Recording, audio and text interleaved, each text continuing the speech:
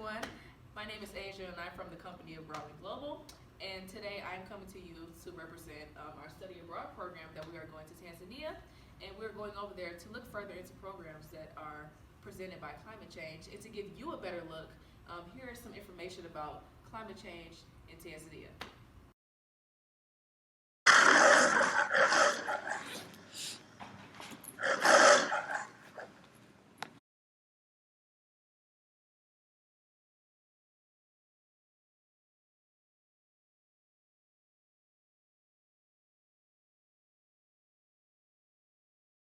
A vulnerability that Tanzania faces is the Fort Wrangler Glacier that resides in Mount Kilimanjaro.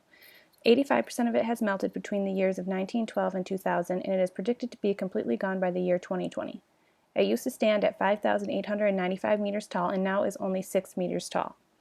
Deforestation caused by humans has played a significant role in this as well. Without foliage, there isn't enough moisture brought into the atmosphere, causing less cloud coverage and precipitation, which causes more radiation and glacier evaporation. An ecological hazard is that this is very dangerous for mountain climbers. Economical exposure is to be less tourism in Tanzania. Directly, this has a huge effect and toll on the economy. If Tanzania loses the glacier, they will also lose all the money from the tourists. An ecological sensitivity is that the people of Tanzania suffer from drought. There are no clouds to collect the evaporation from the glacier, so there is no precipitation. Another vulnerability Tanzania faces is mining. Tanzania is home to the second largest gold reserves in Africa, just behind South Africa. Mining itself is a hazard for them.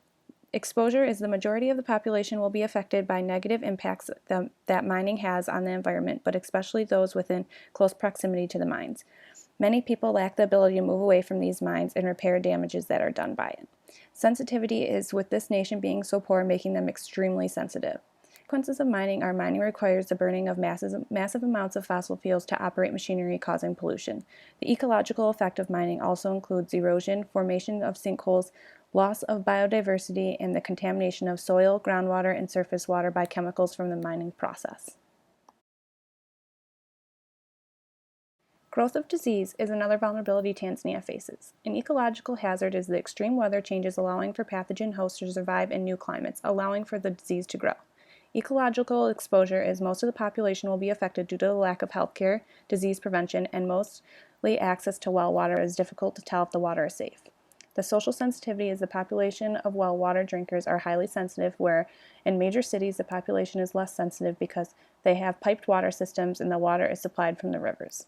Cholera has become a major issue with the lack of clean water in recent years. A 2011 study by the International Journal of Environmental Research and Public Health stated that the risks of cholera increased by 15 to 29% with 1 degree Celsius temperature increase, which projections by the TMA show that the mean annual temperatures here will rise between 2.1 to 4 degrees Celsius in northern, central, and southern Tanzania by 2100.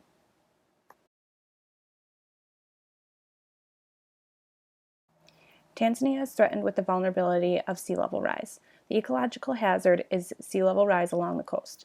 The exposure is coastal population will be affected when parts of homes will be taken away, and eventually the population will be displaced into other parts of the country, affecting the rest of the population. The social sensitivity is the coastal population is very sensitive, seeing that they will lose everything and have to uproot their families, whereas the rest of the population is less sensitive because they will only have to deal with the coastal population moving inward. 25% of the population lives on the coast and will be displaced due to sea level rise. The islands of Zanzibar are at high risk for sea level rise, which will affect the country's income due to the fact that they bring in 45% of the country's GDP. It will affect agricultural of major crops like maize, coffee, and cotton. The vulnerability for deforestation is also a hazard for Tanzania. The ecological hazard is increasing deforestation rate will contribute to CO2 emissions in the atmosphere and will raise the daily temperature, which would cause the increase in some areas for rainfall. The direct exposure for deforestation is that they directly affect the species that lives in the natural environment, especially in the forest. It will also impact the species with limited geographical range and low migration capabilities. The indirect exposure is deforestation affect the people who live in the rainfall areas indirectly. The sensitivity is that since 35% of Tanzania's surface was covered by forests and woodlands, there are many species living in the forest that rely on forest resources. So most of the species are very sensitive to deforestation because the deforestation changed their living environments and reduced the forest resources. Tanzania is also very vulnerable to drought. The hazard is rising global temperatures has led to longer periods of drought. Directly, farmers are impacted since less water means lower yields and less income. Herders are also directly affected with less vegetation and water to support animal herds. Most of the population is indirectly affected because with farmers and herders producing less, surplus food prices will increase significantly. The sensitivity is over half the population is very sensitive to drought conditions. According to the International Fund of Agricultural Development's 2014 May article, Investing in Rural People in the United Republic of Tanzania, agriculture provides 85% of Tanzania's exports and is 25% of the country's GDP. Agriculture also employs 80% of the population and 50 million people.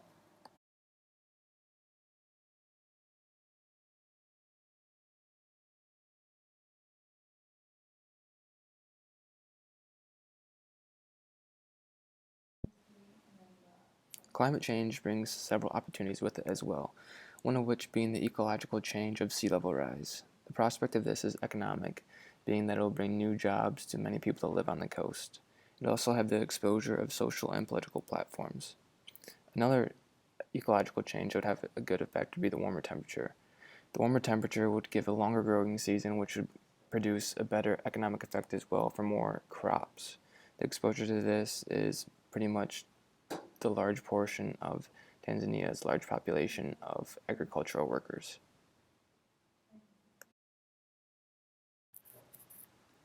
Continuing with the opportunities of climate change, the ecological effect of the melting glacier will bring a lot of tourism to Tanzania. Since the glacier is melting so quickly, a lot of mountain climbers are coming to see it while they still can, which is giving a social effect. The exposure to this is to those that live close to the glacier. It'll benefit them because it'll give them tourism and the income that comes with the tourist. One more effect would be that the country is very poor, and so it has a very little amount of infrastructure already based on fossil fuel. So that gives them the opportunity to start with green energy, giving them a good impact on the environment now, for the generation now and future.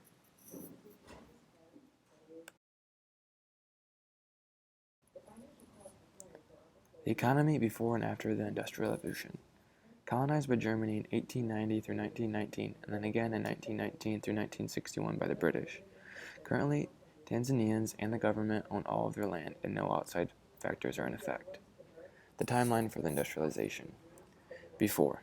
During the 16th and 17th century, nominal overlordship was brought about, which is the lord ruling over the land.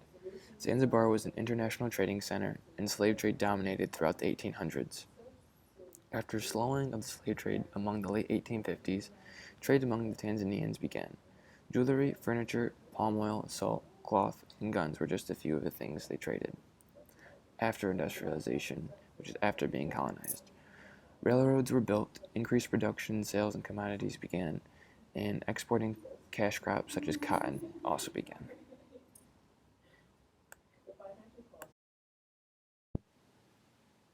The economy today.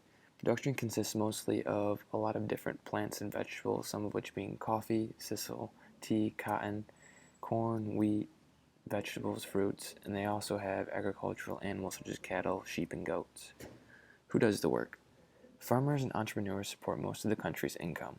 Farmers produce agricultural means for the country and as its exports, whereas the entrepreneurs are the small business owners that allow for produce to be sold throughout the country. Private sectors and small businesses and farmers decide what to produce based on the agricultural industrialization. Farmers decide what to produce and small business decide what they will buy from them. 85% of the country's GDP comes from agricultural means.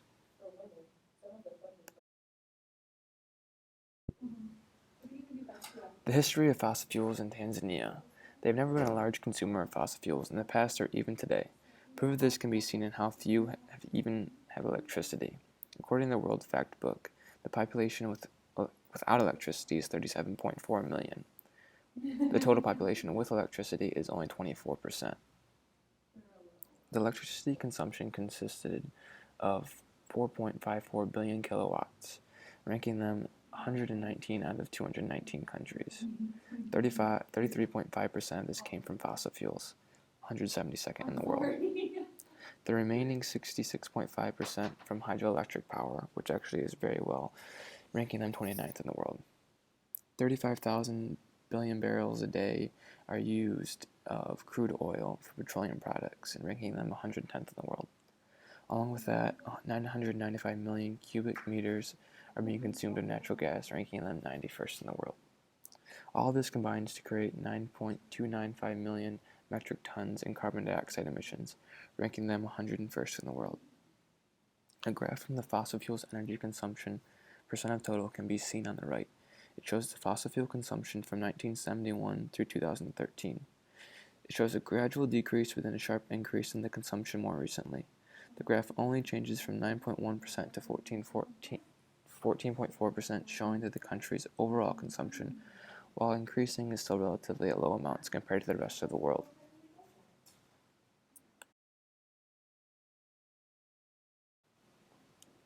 The history of deforestation in Tanzania. The deforestation rate is extremely high. Between 1990 and 2005, 4,210 square kilometers were cleared. Tanzania uses timber mostly for fuel and energy, which is one of the key reasons why it is being deforested.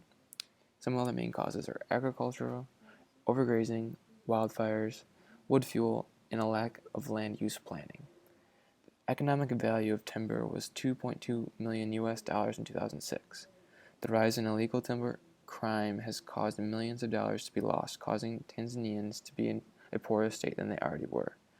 Deforested areas don't provide a home for wildlife, causing biodiversity loss and soil erosion. The total CO2 emissions in Tanzania in 1970 were about 450 metric tons. The total amount rose to over 1,800 metric tons in 2010. 414,410 square kilometers of land were deforested in 1990.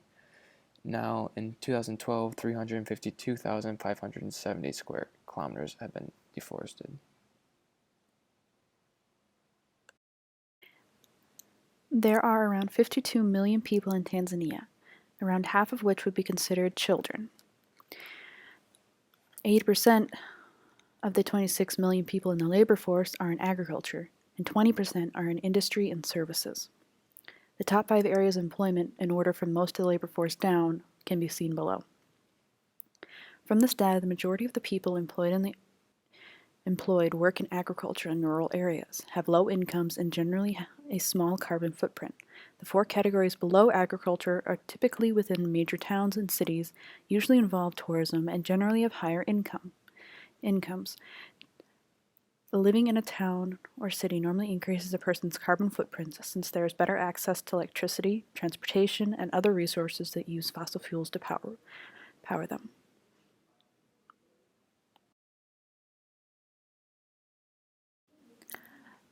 As you saw in the previous slide, Tanzania has 2 dominant lifestyle groups, rural and urban.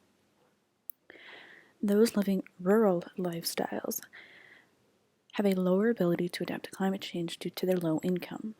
Their low income increases their dependence on the land and gives them a lower ability to move to a better area if needed.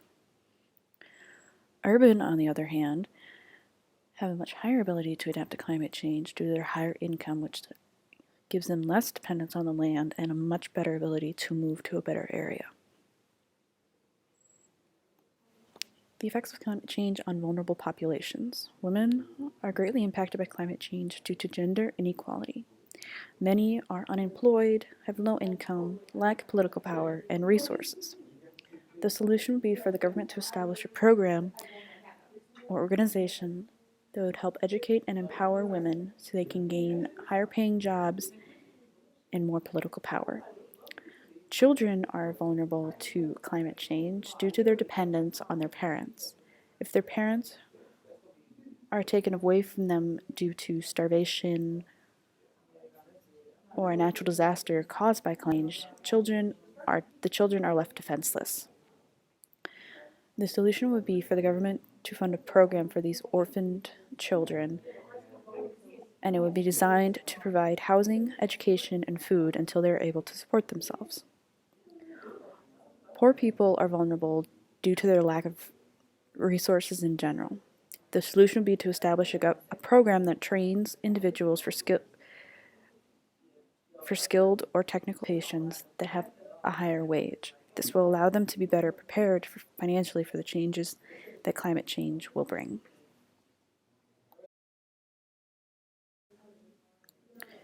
Indigenous people are greatly impacted by climate change due to their greater dependence on the land. To minimize this impact, green technology should not be placed where it can interfere with their lifestyle.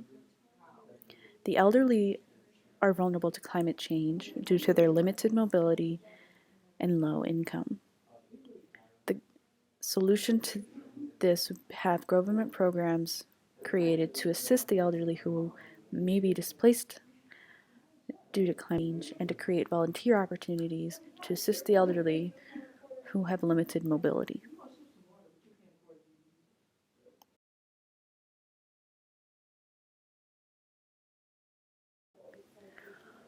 Trade-offs of the solutions for Tanzania's 5 main vulnerabilities to climate change.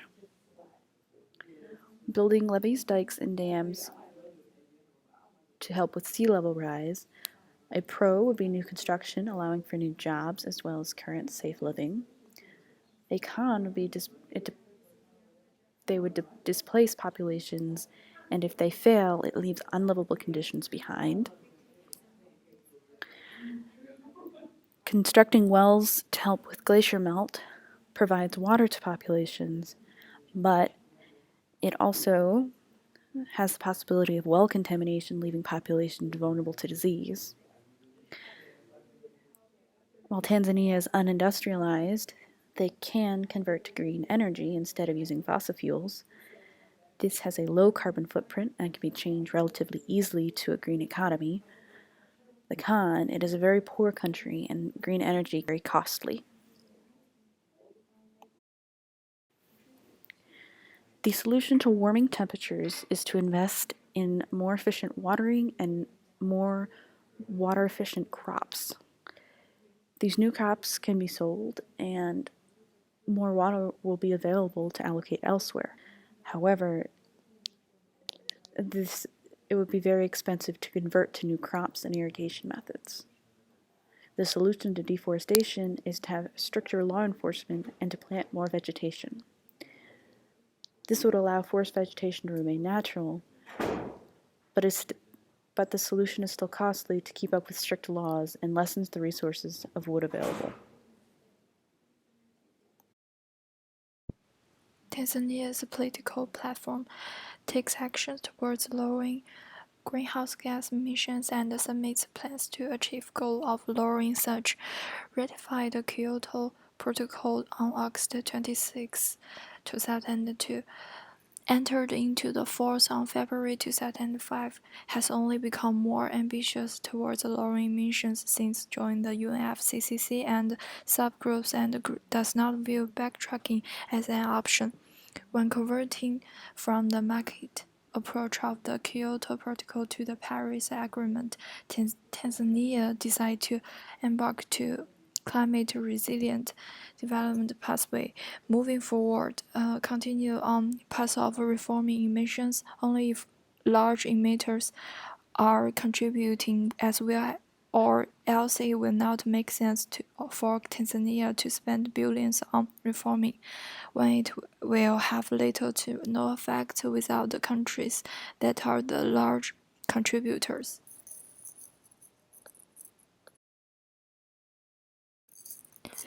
Introduction of policies. According to Environmental and Climate Change Policy Brief Tanzania to address climate change, Tanzania has adopted various policies, strategies as below, such as the National Adaptation Program of Action in 2007, the National Climate Change Strategy in 2012, and the Renewable Energy Strategy in 2014, the National Transport Master Plan in 2013. In 2015, Tanzania presented its intended nationally determined contribution, which explores how Tanzania intends to work on climate adaptation and mitigation. Tanzania has regularly engaged in negotiations with the UNFCCC since its creation to come up with many of these policies and reforms. The assistance of the UNFCCC is also needed because the Green Climate Fund under the UN Climate Convention is expected to be an important vehicle for channeling climate finance to Tanzania as it is a very poor nation and it cannot fund climate change adaptations on its own. So Tanzania's political platform of reforming to become an environmentally friendly nation and to try and prevent climate change from escalating any further than it already has.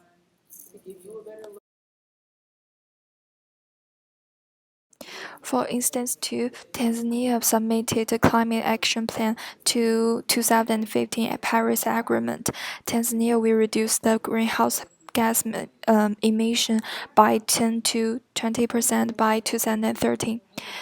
The Paris Agreement submissions by Tanzania states include that with more than 17% Tanzania's natural disasters being caused by climate change related events, so Tanzania is set out to develop a climate resilient pathway. Some examples of this pathway are represented by reducing their climate related disaster from 70 to 15% and reducing floods and droughts, etc., also increasing their clean water from 60 to 75%.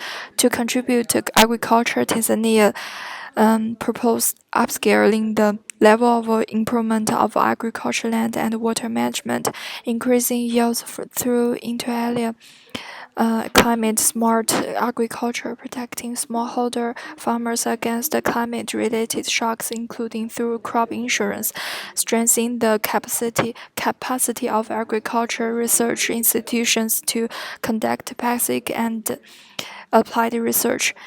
Also, strengthening the knowledge extension service and agriculture infrastructures to target climate actions.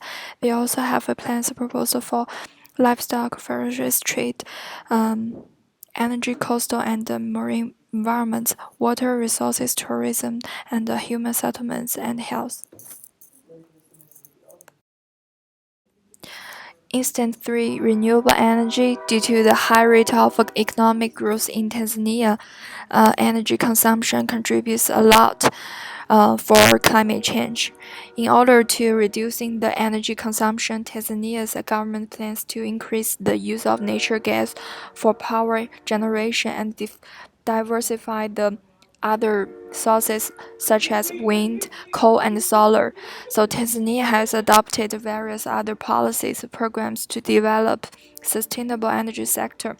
Tanzania participates in the Africa Renewable Energy Initiative, which called AREI, to promote domestic renewable energy.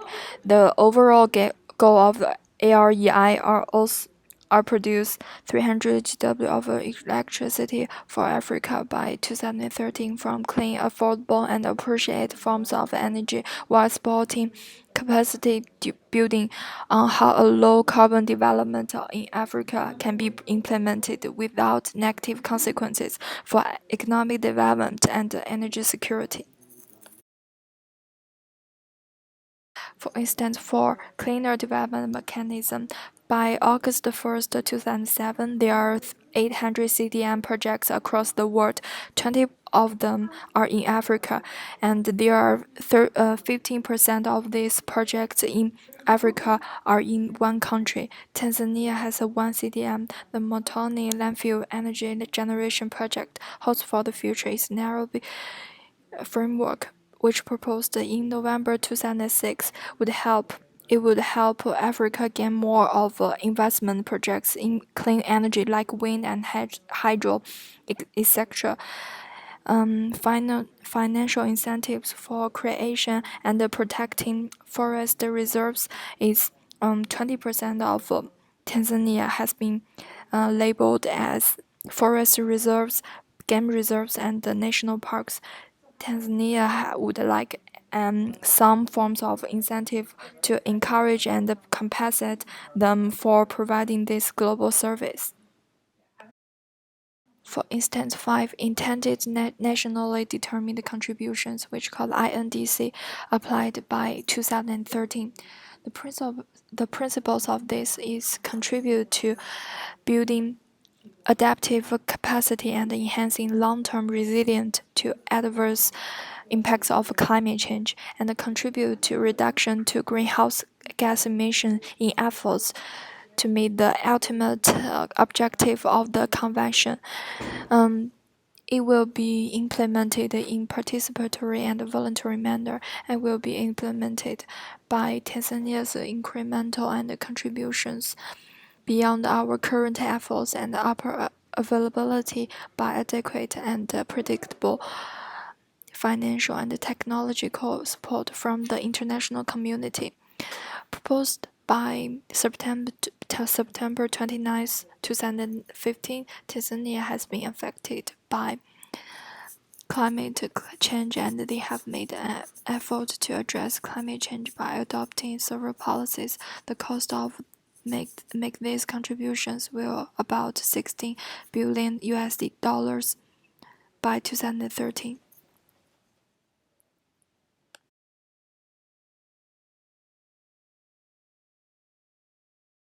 The overall negative impacts of climate change on Tanzania in both the past and present have led them to being heavily involved in the efforts to reduce greenhouse gases and slow climate change as a whole.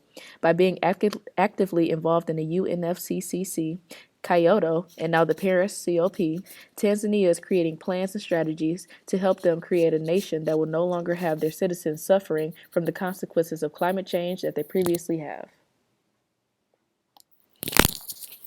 During future proceedings of climate change agreements, Tanzania's involvement should continue on its path that it is on. Only if the big emission contributors continue to do the same.